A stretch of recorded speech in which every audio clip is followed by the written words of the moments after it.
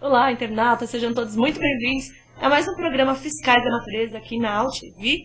É um prazer ter vocês aqui comigo. Estão todos convidados aqui para o nosso bate-papo com Ricardo Voltolini. Ele é diretor da Ideia Sustentável, empresa especializada em estratégia e inteligência de sustentabilidade, jornalista e autor do livro Conversas com Líderes Sustentáveis. Ricardo, bem-vindo. Obrigado. Prazer é todo meu. Há quanto tempo se fala em sustentabilidade aqui no Brasil?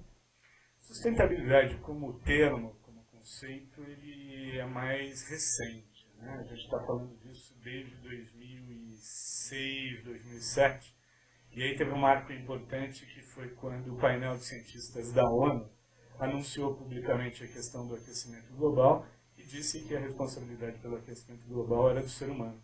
A partir daquele momento, o termo sustentabilidade, que era um termo muito fechado num círculo de acadêmicos, empresas mais socialmente responsáveis, começa a ganhar corpo e a virar um termo mais comum. Vira tema de samba enredo de escola de samba, vira tema da Fashion Week, e aí começa a ser discutido de um jeito mais aberto e popular. Dá para acreditar, então, quem começou antes, assim, acreditar que é de verdade, que é do fundo do coração, quem começou cuidando do meio ambiente antes de ser moda? Eu acho que sim, há uma certa uma tendência de achar que, porque o tema ganhou uma força muito grande nos últimos anos, todo mundo que está falando do tema está mentindo, está exagerando. Não é bem verdade. A gente tem que considerar que a gente está avançando muito nessa discussão no mundo todo. E o Brasil hoje, ao contrário de tempos passados, ele está muito mais incluído no cenário internacional, né? Então antes demorava muito quando uma coisa era discutida lá fora. Demorava alguns anos para essa discussão vir para o Brasil. Hoje não é bem assim. Então a gente sabe hoje que as empresas têm que mudar a maneira de produzir, né? Têm que produzir de um modo mais sustentável, os indivíduos têm que consumir de um modo mais sustentável, e os governos têm que ajudar empresas e indivíduos a produzirem e consumirem de um jeito mais sustentável. Então não é moda passageira, não há muito exagero nisso, embora o termo seja usado quase sempre de um modo inconsequente ou superficial, a discussão que está por trás é muito legítima. Você é autor do livro Conversas com Líderes Sustentáveis. O que é um líder sustentável?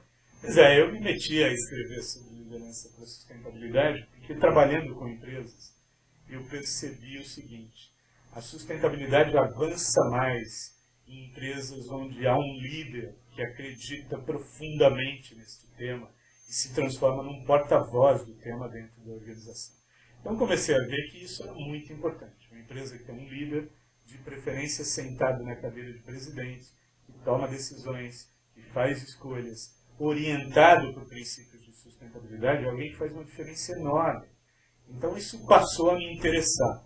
E aí eu fui pesquisar, fui me envolver com o tema e acabei entrevistando 10 presidentes de grandes empresas que são consagrados já nesse tema da sustentabilidade. Foi uma experiência muito rica, porque eu aprendi, de fato, que líderes sustentáveis são sujeitos diferentes, que pensam de um jeito diferente e que colocam os valores de sustentabilidade a serviço da gestão dessas empresas. Ser um líder, eu acho que é uma coisa que fascina todo mundo. Todo mundo quer ser líder, né? Quer melhorar a sua empresa e fazer crescer, etc. É possível ser um líder sustentável em qualquer empresa, nas pequenas empresas? Porque sustentabilidade, sei lá, tem empresas que não são tão poluentes, que são tão pequenas que não tem como fazer um fluxo, uma logística para que não se gaste tanta energia, enfim.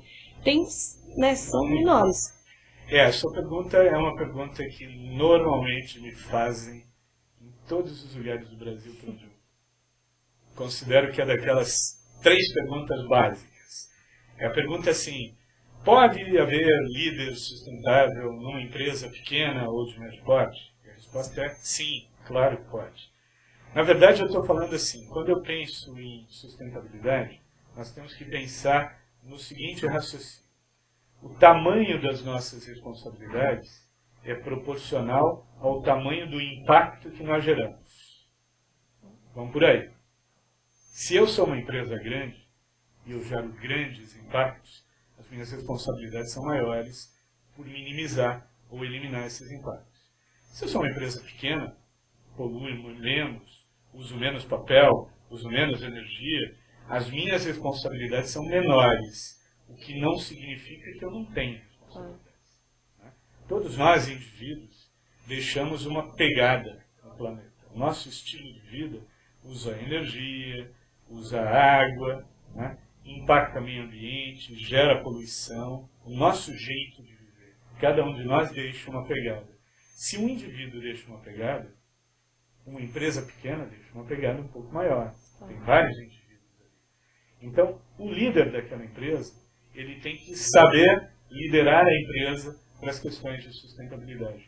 Basta que ele minimize ou elimine os impactos que ele provoca. Ele já está fazendo uma grande coisa para o planeta e para a sociedade. Você disse que para ter a grande mudança, realmente precisa que o líder seja o cara que pensa em sustentabilidade da empresa e não os funcionários. É possível o contrário, com que os funcionários, tendo funcionários com consciência ambiental, eles mudem a forma da empresa, de conduzir a empresa? Mas aqui eu estava pensando que talvez seja importante a gente esclarecer para quem está nos ouvindo que não é o líder sozinho que vai fazer a sustentabilidade acontecer. Mas liderando ele consegue. Né? O que vai acontecer? O líder é alguém, quem está lá em cima no topo, e toma as principais decisões, ele tem que querer a sustentabilidade. Porque senão quem está embaixo começa a levar projetos, iniciativas, planos, sistemas, estratégias, e o líder diz não, não, não, não, não. Mas se ele quer, as ideias serão bem aceitas. Só para saber se meu trabalho vale a pena, né? Porque é um indivíduo, é trabalho de formiguinha, você vai conscientizando um por um. Então, de uma forma ou de outra, com o funcionário ou com o líder, o Brasil vai virando sustentável. Vale a pena, sim. Eu acho que esse trabalho de formiguinha, que você chama, é, no final das contas, o trabalho de todos nós. Né? Alguns são formiguinhas um pouco menores, outros formiguinhas um pouco mais graúdas, mas cada um de nós acaba fazendo um pouco esse trabalho de formiga. E eu acho que a mudança para a sustentabilidade, isso eu aprendi também na minha experiência profissional, ela começa dentro de cada um de nós. Começa a partir do momento que eu mudo a minha maneira de pensar sobre os meus impactos, num mundo em que hoje já se sabe, vivemos um grave problema de aquecimento global e de escassez de recursos. O que eu posso fazer no meu estilo de vida para melhorar isso? Se cada um começa a pensar dessa maneira, e as empresas são compostas de indivíduos, as empresas também mudam. O Júlio está perguntando qual é o maior vilão da sustentabilidade. O Lipe disse: Júlio, eu acho que é o homem. O Mark, eu acredito que é o capitalismo. E você, Ricardo? Difícil falar do maior vilão da sustentabilidade, mas sabe o que eu acho, no final das contas? Eu vou concordar com quem disse que é o homem. O homem foi o Lipe. Mas também eu acho que, quando a gente fala em sustentabilidade, é quase que uma discussão do tipo, vamos reumanizar o capitalismo, vamos corrigir os seus defeitos. Né? O sistema capitalista que é predominante no mundo, ele não é um sistema sem defeitos. Né? Ele é um sistema com claros defeitos. E ele produziu alguns equívocos grandes. Né? O principal equívoco produzido pelo capitalismo é a pobreza. Então, que sistema é esse que consegue gerar riqueza para muitos, ou para alguns, mas ainda mantém muitos alijados dessa riqueza? E o segundo grande erro do capitalismo é o aquecimento global. Quer dizer, como é que a gente faz com a história de que a gente está produzindo, mas está queimando tanto combustível fóssil, que a gente está tornando, ou vai tornar a existência humana arriscada neste planeta? Então eu acho que a discussão de sustentabilidade é quase como botar o capitalismo no divã e analisá-lo, né, a partir dos seus defeitos. Mas eu acho que tudo começa com o homem. Né?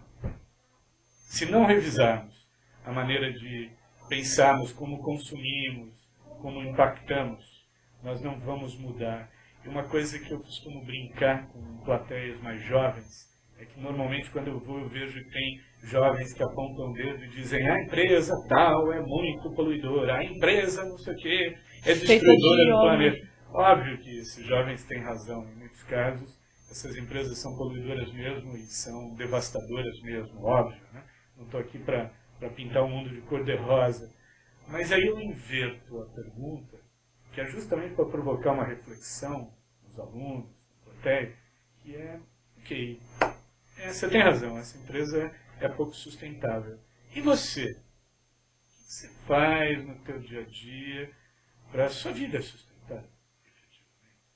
E aí quando você começa a se fazer essas perguntas, você vai descobrir que você emite mais carbono do que seria desejável, você gasta mais água do que seria desejável, você usa energia mais do que seria desejável.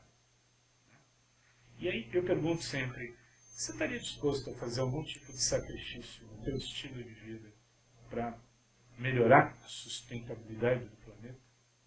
Tem pesquisas internacionais interessantes que mostram que o brasileiro é o sujeito mais alarmado que existe no planeta com a questão do aquecimento global.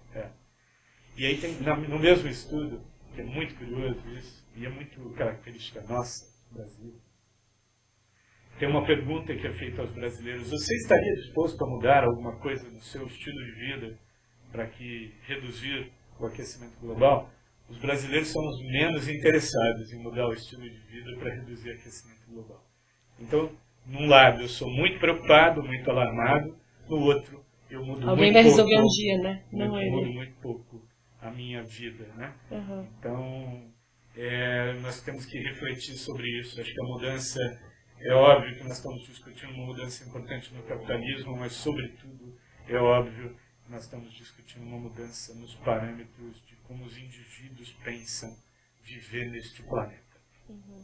Mas eu tenho esperança que essa nova geração que está sendo educada, que tem muita informação ambiental, muitas vezes chegam em casa e corrigem os pais, elas vão dar uma melhorada. Não tenho dúvida. Eu acho interessante. A nossa geração, eu acho que já está meio contaminada. O Fábio Barbosa, que é um dos líderes entrevistados no livro, tem uma frase que eu gosto particularmente, que ele tem usado muito nas palestras dele.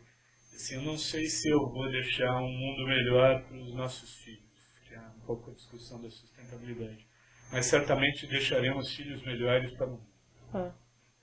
Essa moçada que vem já vem com uma cabeça diferente. Ao mesmo tempo, a discussão de sustentabilidade é um campo de contradições, também é uma geração extremamente consumista, extremamente individualista. Né?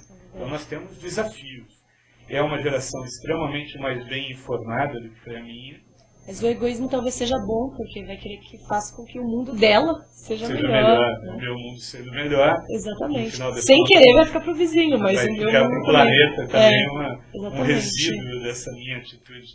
Mas eu sou bastante otimista com as novas gerações. Eu acho que, sem dúvida, quando eu estudei, quando eu fiz minha quarto, quinto ano de ensino fundamental, a professora de geografia ensinava bobagens do tipo: os recursos naturais nunca vão acabar, água no Brasil nunca vai acabar, o Brasil vai ser o celeiro do mundo, etc, etc, etc. Eu acho que todos esses recursos naturais já se mostraram finitos. E uma coisa legal que eu vejo nessas novas gerações é que eles já têm educação ambiental desde os 3, 4 anos de idade. É muito comum você ver filhos orientando os pais sobre como fazer coleta seletiva, porque aprendeu na escola e o pai não aprendeu. Então, eu sou otimista. Eu acho que sou otimista em relação às gerações de líderes que vêm por aí. Sou otimista em relação à geração de jovens que certamente vão mudar os novos parâmetros de sustentabilidade. A Ana está perguntando, é possível reduzir as emissões de gases de efeito estufa sem pôr um freio no crescimento da economia? E eu digo, no crescimento populacional? É possível? É possível, mas a gente vai ter que investir muito em tecnologia, né? Eu entendo, a pergunta é muito inteligente, muito bem formulada. De fato, quando você acompanha as grandes discussões internacionais, propostas para redução de aumento de emissões de gás de efeito estufa, a gente sempre olha para os Estados Unidos e para a China.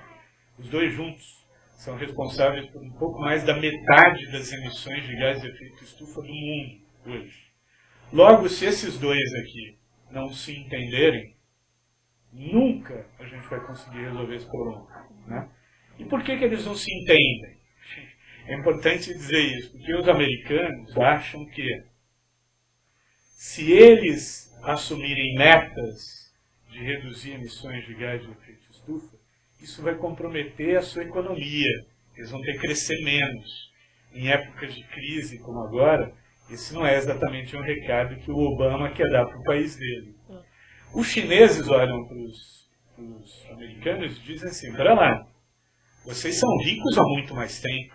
Vocês já cresceram. Vocês é que são responsáveis pelo aquecimento global. A gente só há 10, 15 anos está emitindo mais gases de efeito estufa. Logo, as nossas responsabilidades são menores que as de vocês. Isso também vale para os países europeus, né? Então é uma discussão sem fim, mas que claramente está ligada ao modelo econômico atual. Estes dois países, os Estados Unidos, não querem abrir mão de crescer, e eles entendem que se reduzir emissões de gás de efeito estufa, que provém de queima de petróleo, de combustível fóssil, que é o que movimenta 85% da economia global, eles vão perder dinheiro, né? Vão perder empregos, vão perder riqueza.